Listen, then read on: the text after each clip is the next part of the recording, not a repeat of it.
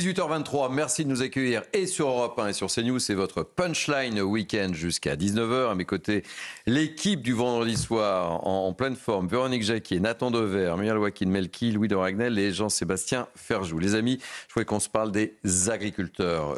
Aujourd'hui, c'est important de ne pas les oublier. On avait évoqué des manifestations qui, normalement, auraient dû débuter lundi. Elles ont déjà débuté ce vendredi. Les motifs de la colère des agriculteurs sont nombreux. On ne va pas tous les rappeler, mais il y a également le Mercosur. Évidemment, le Mercosur. Emmanuel Macron est en Amérique latine à partir de demain. Il y a peut-être un lien de cause à effet. Je vous poserai la question. Je pense que je connais déjà votre réponse, mais on va faire un petit tour d'horizon de ces manifestations avec Maxime Leguet et ensuite on ouvre le débat. Du fumier déversé devant le centre des impôts. Une affiche plaquée sur la devanture dénonçant le traité Mercosur. Dans les Bouches-du-Rhône, les agriculteurs se mobilisent pour montrer leur opposition au projet d'accord de libre-échange. C'est le cas de Laurent, membre de la FNSEA. On est un petit peu dans la merde et donc du coup voilà, on déverse du fumier devant le centre des impôts pour montrer notre mécontentement. Chez nous on est très limité en produits phytosanitaires notamment parce qu'on fait une des agricultures les plus saines au monde et les plus durables et malheureusement tout ce qui rentre d'Amérique latine c'est pas du tout même norme que nous et donc cette concurrence déloyale on n'en veut pas. Même son de cloche à Castres dans le Tarn, où une cinquantaine d'agriculteurs de la Confédération paysanne se sont réunis pour contester cet accord commercial. Pour Audrey, éleveuse d'ovins, ce traité instaure une concurrence déloyale. Ces accords internationaux, ils bradent notre agriculture, alors que nous, ici, on travaille au quotidien pour faire une agriculture de qualité et pour nourrir la population locale. Déjà que nous, on a du mal à vivre de nos métiers correctement, si on se met une concurrence internationale sur le dos, on ne peut pas s'en sortir. Un mouvement de mobilisation nationale a été lancé par la FNSEA et les jeunes agriculteurs et débutera ce lundi, au moment où les membres du G20 se réuniront à Rio de Janeiro. Et nous sommes ce soir et sur CNews et sur Europe 1 avec Véronique Le Floch, présidente nationale de la coordination rurale. Bonsoir Véronique Le Floch. C'est donc reparti. Eh bien, écoutez, ça n'a jamais arrêté. Donc nous sommes sur le terrain et en colère plus que jamais. Alors dites-moi, vous avez rencontré votre ministre.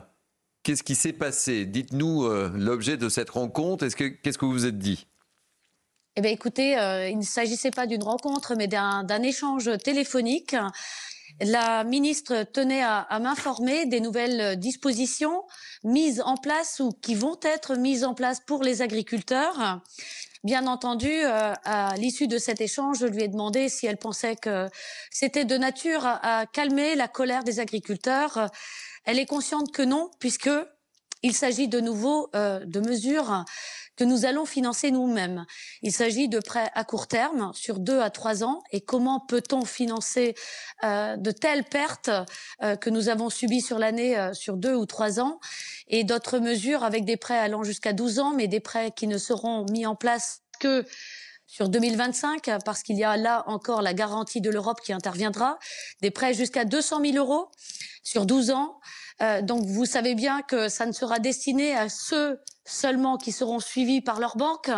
Donc quand j'ai informé le terrain, la colère est de nouveau repartie. Les trésoreries sont à sec et on nous dit de nous sauver par nous-mêmes.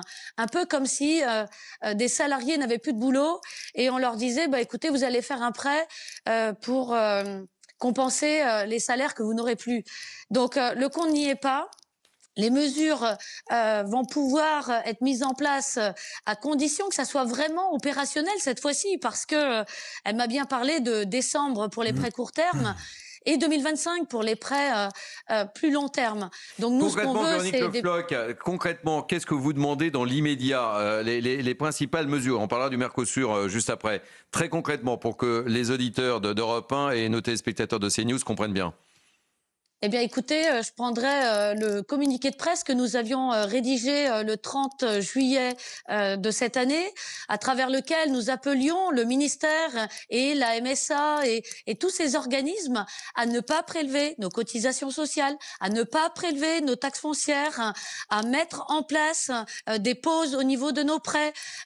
Le temps que nous discutions Et tout ça n'a pas été fait. Nous avons même vu des augmentations de nos taxes foncières. Il nous fallait des mesures vraiment rapide, parce que nous, nos charges sociales, nous les payons sur des revenus que nous n'avons pas. Donc là, la MSA va être encore appelée dans les jours à venir pour la dernière part de l'année, et personne n'a de trésorerie. Donc on fait comment ? J'ai 2 questions à vous poser. Emmanuel Macron donc, est en Amérique latine. Est-ce que vous attendez concrètement quelque chose ? Et je parle bien évidemment du Mercosur. Ou est-ce que c'est déjà peine perdue selon vous ? Ça, c'est ma première question.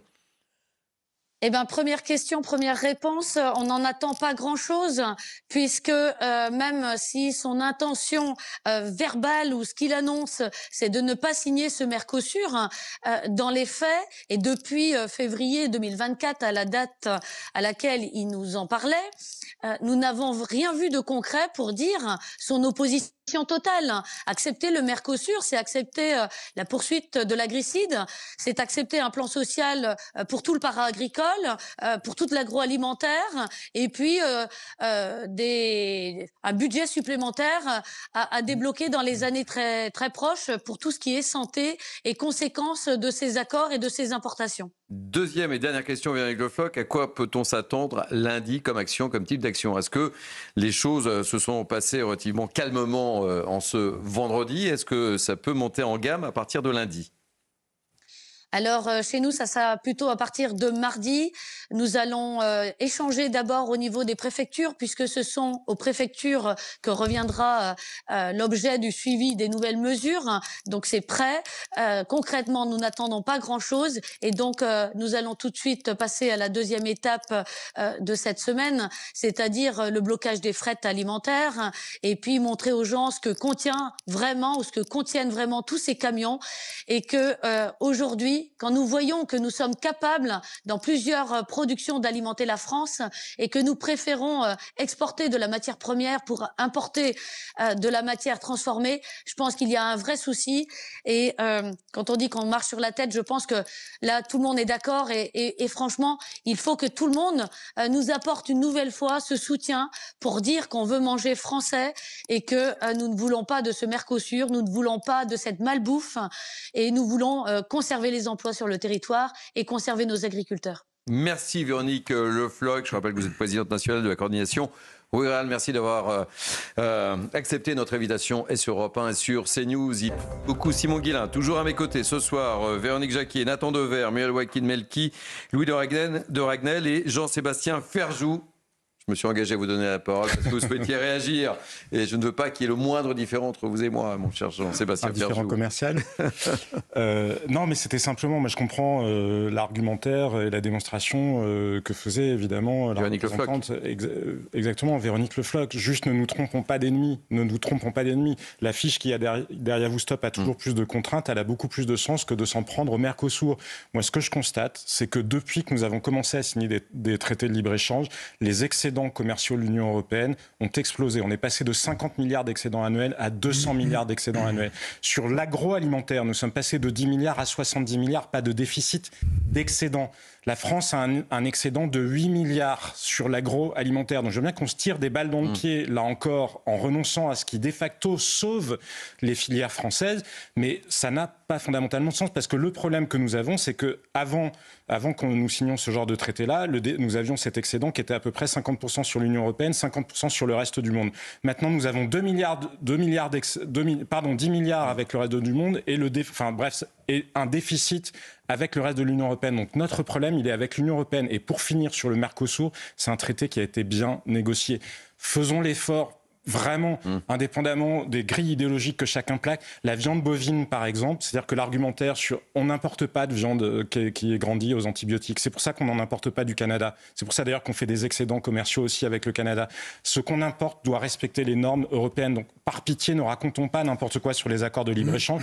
Le Mercosur, il limite à 1% l'accès au marché européen sur la viande bovine. C'est pas là-dessus que ça se joue. Et la France a un excédent commercial de 4,5 milliards d'euros avec le Mercosur. Mercosur. Est-ce que dans la situation dans laquelle nous sommes, quand nous avons par ailleurs 100 milliards de déficit, on peut se permettre, là encore, de se tirer des balles dans le pied sur le peu de domaines qui nous rapportent encore un peu d'argent? Allez, je voudrais tous vous entendre justement sur les propos de Véronique Le Floch, tour de table, essayer d'être concis, efficace comme d'habitude. Louis de Ragnel. C'est par rapport à ce que dit Jean-Sébastien Ferjou, donc tout va bien, on est vraiment géniaux et c'est incompréhensible. Mais c'est pas ce que je vous dis. Je vous dis qu'on a un problème massif avec l'Union européenne. On a un problème avec les 35 heures, alors, Louis. pourquoi donc les agriculteurs n'ont que le mot Mercosur à la bouche? Parce qu'on leur raconte des conneries sur les plateaux de télévision. Parce que vous avez des experts, parce qu'ils travaillent sur le sujet. Mais non, mais oui, le problème des agriculteurs, le problème de Véronique Le Floch, c'est qu'elle doit employer des salariés. Je ne sais pas quelle est son activité. Admettons qu'elle fasse des primeurs. Elle ne peut pas tenir la concurrence avec des Espagnols ou des Italiens en payant à des salariés aux 35 heures avec la réglementation. Il n'y a pas un éleveur, il n'y a pas un agriculteur français qui vous explique que le Mercosur sera profitable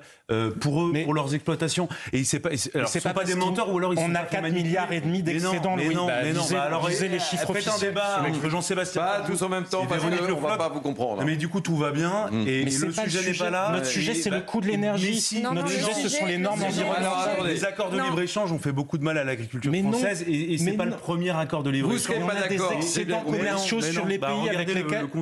Mais Louis, nous avons des excédents commerciaux, c'est un fait. Ça ne relève pas de la croyance, c'est un fait. Des excédents commerciaux avec les pays avec lesquels nous avons des traités de libre-échange. On a un déficit avec l'Union européenne. Levé le doigt en premier, Nathan Dever. Je donne la parole à Mireille Wakin Melki. Ensuite, je donne la parole à Nathan Dever et Véronique Jacquier qui veut... Dites-moi, vous êtes en forme ce soir. Hein, je vois que les sujets sont... Mireille Wakin Melki. Moi, j'ai entendu une femme pleine de bon sens, qui sait de quoi elle parle. C'est son quotidien. Elle est entourée des gens avec qui elle travaille au quotidien difficilement, durement. Elle parle encore une fois. Chose. Non, elle ne parle pas d'autre chose. Elle sait très bien de quoi elle parle. C'est son métier, c'est sa vie, c'est la vie sans doute de ses parents, de ses grands-parents, de ses arrière-grands-parents. Et ça sera sans doute la vie aussi de ses petits-enfants. Alors j'entends. Un médecin n'est pas un professeur de médecine. J'ai pas fini. Un chef d'entreprise n'est pas un économiste. Je poursuis juste mon propos. C'est pas la même logique. Non, c'est pas la même logique. Elle a une logique très concrète. Elle vient vous expliquer. Elle demande deux, trois choses. Sur ce qu'elle décrit, elle demande deux, trois choses qui sont très simples à lui donner. Elle demande qu'on arrête de l'étrangler avec des cotisations. Mais elle a raison pour ça. Qu'elle n'a plus le moyen de supporter. Elle explique qu'elle ne veut pas ce Mercosur.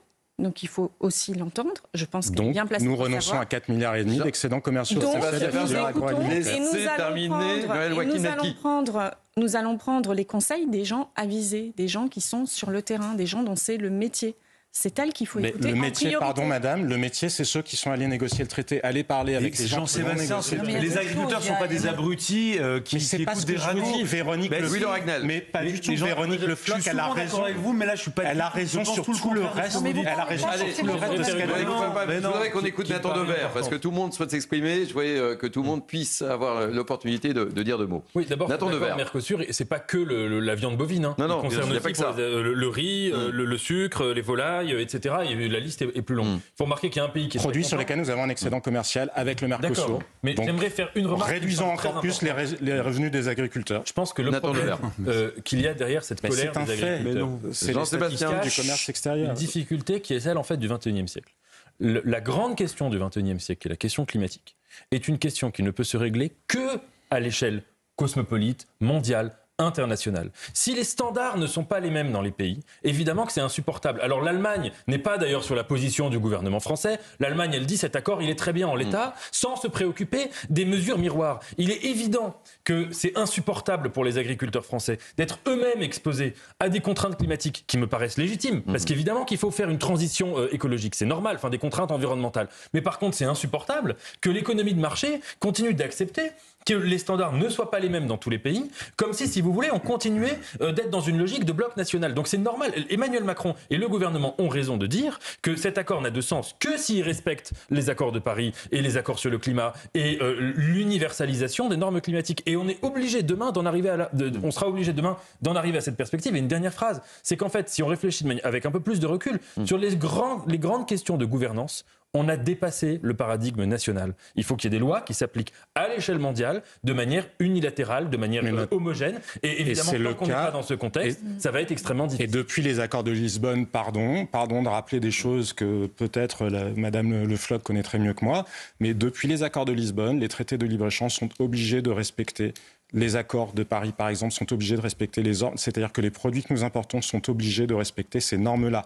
Encore une fois, Madame Le Floch, elle a parfaitement raison sur le temps de travail, sur la complexité administrative, sur les réglementations environnementales européennes. Elle a raison sur 95% de son raisonnement. Mais ne racontons pas, par pitié, n'importe quoi. Encore une fois, nous avons 4,5 milliards d'excédents. Il y a eu plein de contrôles. On s'est rendu compte qu'à la faveur de... Oui, et pendant 15 ans, on nous a expliqué qu'on se porterait mieux sans usine en France. Après 15 ans, on voit le résultat. Véronique Jacquier, le mot de la fin sur le sujet, parce que de toute façon, vous ne serez pas d'accord, j'ai bien compris. Le mot de la fin, je vais essayer d'être synthétique, bien entendu. En même temps. Elle a raison. Surtout pas deux en même temps. Elle sait de quoi elle parle, Véronique Le Floch, et elle est très énervée, comme tous les agriculteurs, parce que la loi d'orientation agricole mais oui, mais elle a raison là-dessus. Par la dissolution et qu'elle ne va être examinée au Sénat qu'en 2025. Donc on a l'impression quand même que les agriculteurs sont les grands laissés pour compte de la politique actuelle, même si le Premier ministre a été ministre de l'Agriculture, donc il connaît quand même toutes ces problématiques. Je suis d'accord avec Jean-Sébastien Ferjou sur ses arguments sur le Mercosur. Il y a évidemment des choses de défendables. Maintenant, je crois que c'est toujours la même chose avec les agriculteurs dans leur mobilisation. Finalement, ce ne sont pas que eux qu'ils défendent, ce sont tous les Français à travers un mode de vie qu'ils veulent garder, qu'ils veulent pérenniser.